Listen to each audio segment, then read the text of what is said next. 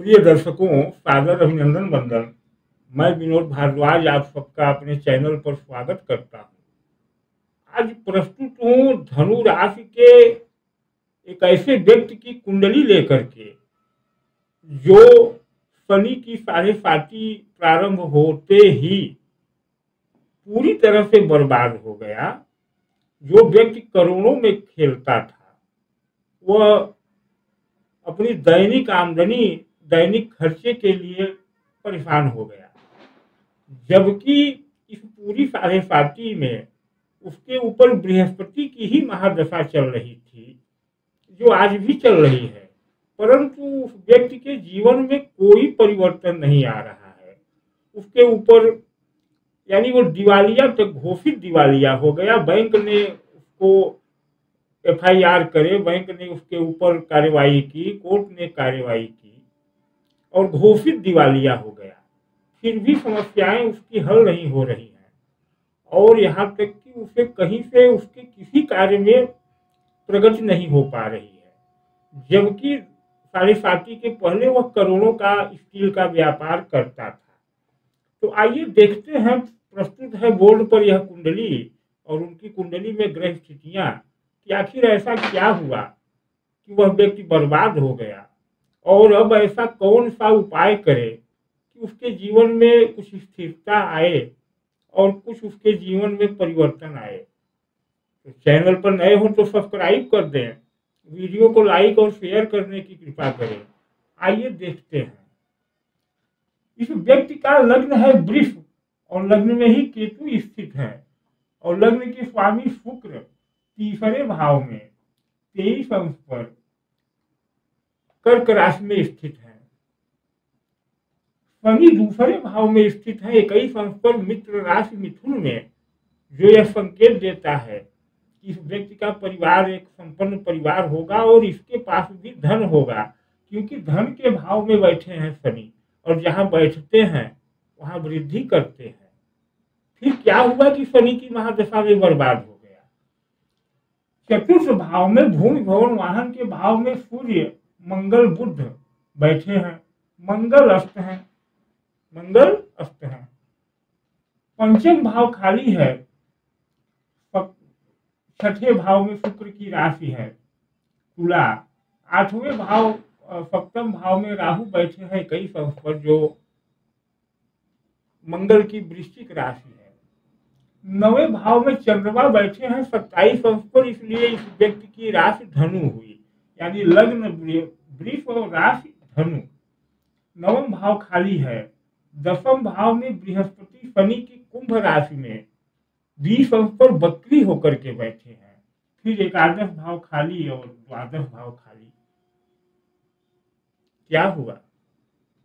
अब अगर हम इनकी बात करें कि शनि की महादशा जब प्रारंभ हुई तब से ही इनकी बर्बादी हुई, तो शनि की महादशा प्रारंभ हुई 2015 के बाद और इनके ऊपर शनि की गुरु की दशा प्रारंभ हुई 4/4/2015 से, लगभग वही समय जब शनि की महादशा प्रारंभ हुई। देखिए मित्रों, कहने की बात यह है कि शनि कितने भी अच्छे हों आपकी कुंडली में, लेकिन अपनी साढ़े साती में अगर उनका संबंध चंद्रमा से बनता है किसी भी तरह से, चंद्रमा के साथ युति हो, चंद्रमा पर दृष्टि हो, तो साढ़े साती कष्ट देती ही है। अब यहाँ द्वितीय भाव में चंद्रमा, अष्टम भाव, द्वितीय भाव में शनि और अष्टम भाव में चंद्रमा, सीधा दृष्टि संबंध सप्तम दृष्टि शनि की चंद्रमा पर, चंद्रमा की शनि पर। शनि विष तत्व और चंद्रमा अमृत, दोनों का दृष्टि संबंध, तो बर्बादी तो होनी ही है, पहली कारण। दूसरा कारण कि गुरु की दशा में भी हो गई बर्बादी। तो गुरु एकादश भाव में बकरी होकर के बैठे हैं अकेले, और गुरु के लिए कहा जाता है कि जिस भी भाव में अकेले हों उस भाव को बर्बाद करते हैं। और यह बकरी है तो नवम भाव का भी प्रतिनिधि करते हैं और नवम भाव में मकर राशि शनि की, जिसमें गुरु नीच हो जाते हैं। तो एक तो अकेला शनि बकरी और उस पर नीच का प्रभाव ले रहा है। तो भी बर्बादी हुई, क्योंकि अकेले गुरु कर्म को ही बर्बाद करेंगे, दसम भाव में है। और इसका हुआ भी यही, सब कुछ इनके पास था, 2 भाई थे, पिता थे, स्टील का अच्छा खासा व्यवसाय था, करोड़ों रुपए महीने के टर्नओवर थे, लेकिन छोटा भाई चालाकी करने लगा और विद्रोह पर उतर आया और बंटवारे में सारे प्रॉफिट वाले कस्टमर इनसे ले गया। इनके पास बचा केवल कंपनी पर कर्ज और कस्टमर जीरो। और इन्होंने फिर बैंक से लोन लेने का प्रयास किया, लोन में ब्याज बढ़ता गया और ये डूबते गए। यही होता है, साढ़े साथी जब आती है तो व्यक्ति गिरने लगता है, और जब गिरने लगता है तो बीच में ही अपने को स्थिर करने के लिए सोचता है कि कोई सहारा मिल जाए। और होता यह है कि वह जो भी सहारा पकड़ता है, ठीक वैसे ही कि आप पहाड़ की ऊंचाई से गिर रहे हों और रास्ते में कोई टहनी, कोई वृक्ष मिल जाए, उसकी टहनी पकड़ लें जो पहाड़ों में ही उगे हैं, तो वह टहनी सहित आप नीचे चले आते हैं। वही इनके साथ हुआ और वही सबके साथ होता है साढ़े साथी में, अगर गिरने लगे तो। दूसरी बात हुई कि केतु लग्न में जो इनको एक निराला स्वभाव देता है, यानी कि निष्पक्षता देता है, थोड़ा त्याग देता है, क्योंकि केतु वैराग्य का कारक है। राहु सप्तम भाव में, मित्र पार्टनर सभी धोखा देंगे जब बुरा समय आएगा। हुआ भी यही। अच्छा, गुरु के पहले राहु की महादशा थी, तो इस राहु ने इनको काफी पार्टनर जोड़े, जो कि जिनके बारे में इन्होंने न सोचा न समझा कि कैसे है, और बाद में भाई के साथ इनके पार्टनरों ने ही धोखा दिया। शनि क्या चाहते हैं आपसे साढ़े साथी में, कि आप सावधान हो जाए, आप अपने मित्रों, दोस्तों, पार्टनरों को परख करके डील करें, क्योंकि इन्होंने बिना परखे मित्र बना लिए थे राहु की महादशा में। तो शनि ने सबसे दूर करा दिया, क्योंकि शनि विच्छेद ही तो कराते हैं, आपके साथ जो बुरी चीजें लगी हैं उसको हटाते हैं, क्योंकि शनि अंततः आपको देना चाहते हैं, लेकिन देने के पहले आपको उस योग्य बनाना चाहते हैं। अगर आपके साथ कोई बुराई लगी है तो आपको बर्बाद करके आपको उस योग्य बनाएंगे कि आप सही चीजों का चुनाव कर सके। अब बात करते हैं यहाँ की, ये बर्बाद हुए तो शनि की साढ़े साथी में और गुरु की महादशा में। गुरु की महादशा में अगर बात की जाए तो 2017 22 मई 2017 तक गुरु का ही अंतर था, फिर शनि का अंतर प्रारंभ हो गया। अब साढ़े साथी और शनि का अंतर गुरु में, बर्बादी। फिर बुध का अंतर हुआ, बुध इनकी कुंडली में चतुर्थ भाव में बैठा है, जहां चंद्रमा का कारकत्व होता है, भले राशि सिंह है, यहाँ बुध अच्छा नहीं होता, बुध भी कुछ नहीं कर पाया।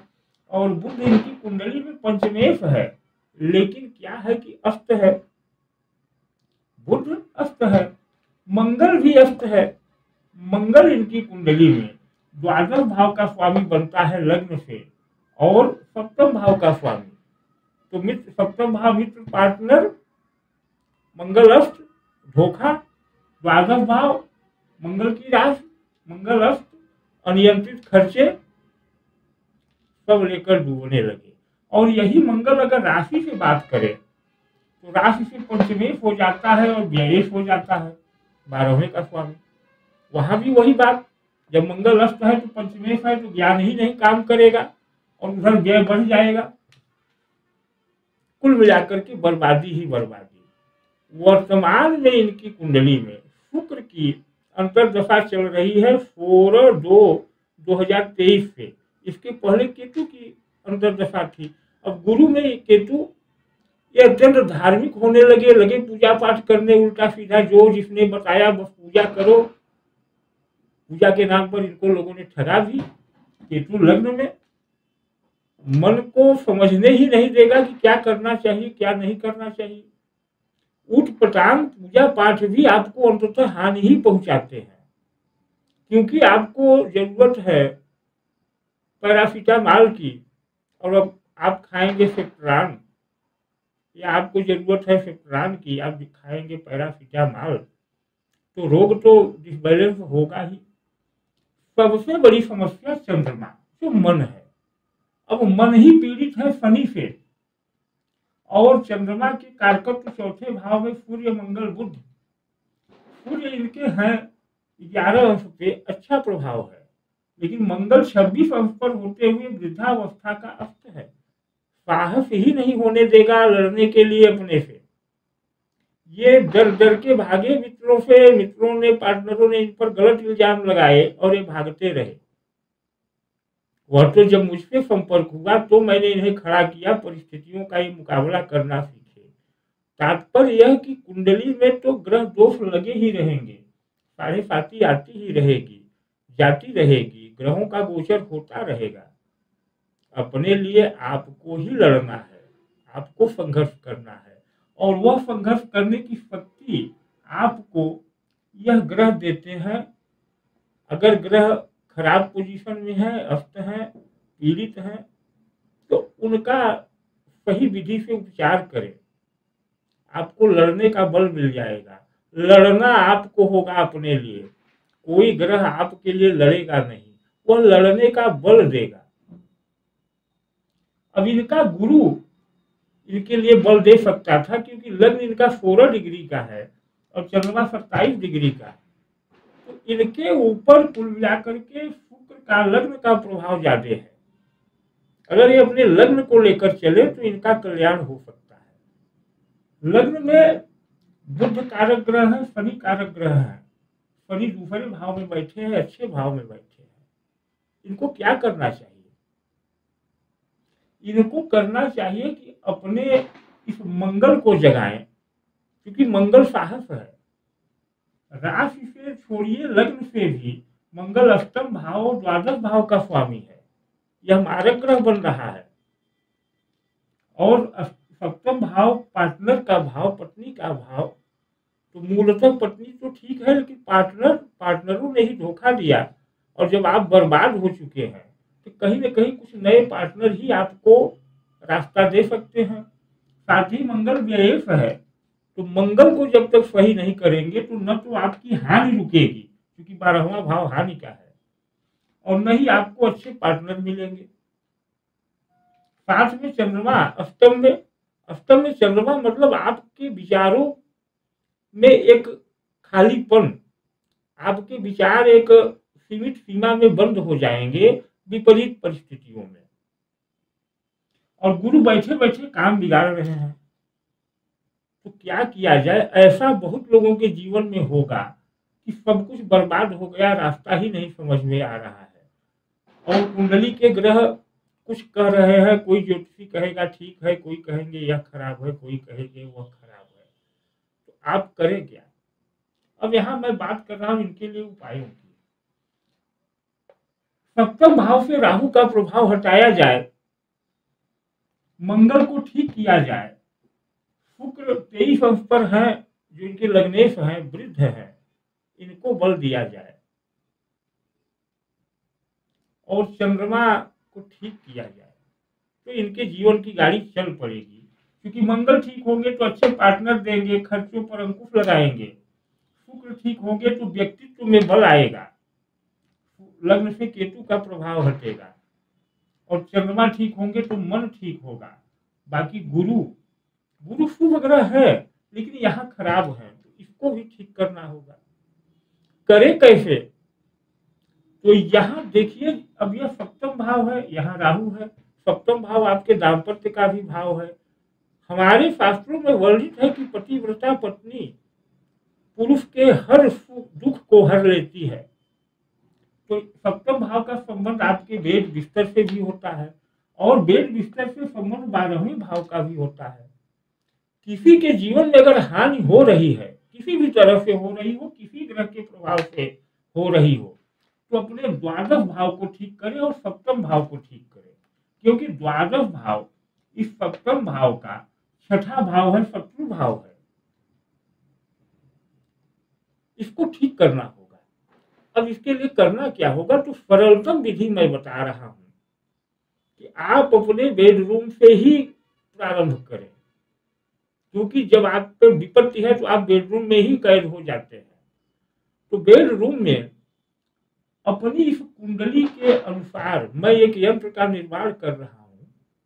जैसी ग्रह स्थितियां हैं, भोजपत्र पर वह यंत्र बनेगा। अभी वह भोजपत्र नहीं मेरे पास आया है, मैं वह यंत्र आपको दिखाऊंगा। हर कुंडली के अनुसार, उस ग्रह स्थितियों के अनुसार वह यंत्र होगा, जिसे आप अपने बिस्तर पर, जो आपका बेड है उसके गद्दे के नीचे रखें और एक ज्योत, रात्रि भर एक अखंड ज्योत अपने बेडरूम में जलाएं। साथ ही एक मंत्र होगा मंगलामुखी का, क्योंकि मंगलामुखी सदा सुखी। तो मंगलामुखी के उस मंत्र का एक माला प्रतिदिन जाप करें और प्रत्येक मंगलवार की रात्रि, क्योंकि मंत्र का जाप होगा तो हवन भी होना चाहिए, हवन आपसे संभव नहीं है, तो प्रत्येक मंगलवार मैं रात्रि में हवन करूंगा लाइव। उस हवन कार्यक्रम से जुड़े और अपने बेड की आरती करते हुए 11 रुपए का दान हमारे संस्थान को करें। यह मैं इसलिए कह रहा हूं कि मैं मंगलामुखी के मंदिर का निर्माण कराने जा रहा हूं, जो भूमि का चयन इत्यादि का कार्यक्रम चल रहा है। उस मंगलामुखी के मंदिर में सहयोग करें, मंगलामुखी की कृपा आपको अवश्य प्राप्त होगी। मंगलामुखी है क्या? मंगलामुखी आपकी शैया भाव की स्वामिनी है, यानी 12वें भाव की स्वामिनी है। यहाँ 12वें भाव में आपके कोई राशि हो, कोई ग्रह हो, इससे मतलब नहीं है। जो आपका बेड है उसकी स्वामिनी मंगलामुखी है। अब देखिए बेड का आपके जीवन में महत्व क्या है और बेड का संबंध सीधे आपके चंद्रमा से क्यों है। जब आप बेड पर उस मंगलामुखी ऊर्जा को जागृत करेंगे तो मंगल है साहस, मंगल है आपका बल, आपके अंदर एक नया बल जागृत होगा। साथ ही चंद्रमा रात्रि का ग्रह है तो उसका भी संबंध बेड से हो जाता है, क्योंकि रात्रि में मनुष्य बेड पर जरूर आएगा 2 घंटे 4 घंटे के लिए। अब उस रात्रि में जब आप निद्रा में होते हैं तो चंद्रमा अपनी गति अनुसार आपको रिचार्ज करता है अगले दिन के लिए। यानी अगले दिन आप आज की रात्रि में सोए हैं तो अगले दिन आप क्या व्यवहार करेंगे, कैसा निर्णय लेंगे, यह आपको चंद्रमा रात्रि में जब आप शैया पर होते हैं, बेड पर होते हैं, तो आपके अंदर वह चीज भरता है। अच्छा भरेगा तो आप बुरी परिस्थितियों में भी अगले दिन निर्णय अच्छा लेंगे और आपके जीवन में सुधार होगा। बुरा भरेंगे चंद्रमा तो आपके जीवन में समस्याएं आएंगी, आप अगले दिन गलत निर्णय लेंगे। तो कुल मिलाकर के इन सारी ग्रह परिस्थितियों में ऐसी आपके अंदर भी होंगी, आपकी कुंडली में भी होंगी, या कैसी भी हो। आप बचना चाहते हैं तो यही करें कि अपनी कुंडली के विश्लेषण द्वारा मंगलामुखी का शैया यंत्र प्राप्त करें, उसे बिस्तर पर रखें। यह शैया यंत्र 3 दिनों तक पूजित करके हमारे द्वारा दिया जाएगा और इस पर थोड़ा सा व्यय है, मात्र 1100 रुपये। क्योंकि 3 दिन व्यक्ति जाप करेगा कोई ब्राह्मण आपके लिए, तो उसका 1100 रुपये दक्षिणा तो बनती है। तो यह वीडियो आज यहीं पर समाप्त करता हूँ। उम्मीद करता हूँ कि आप समझ गए होंगे कि यह व्यक्ति बर्बाद क्यों हुआ। ऐसा आपकी भी कुंडली में होगा, कोई कोई ग्रह आपको बर्बाद कर रहा होगा। धन्यवाद।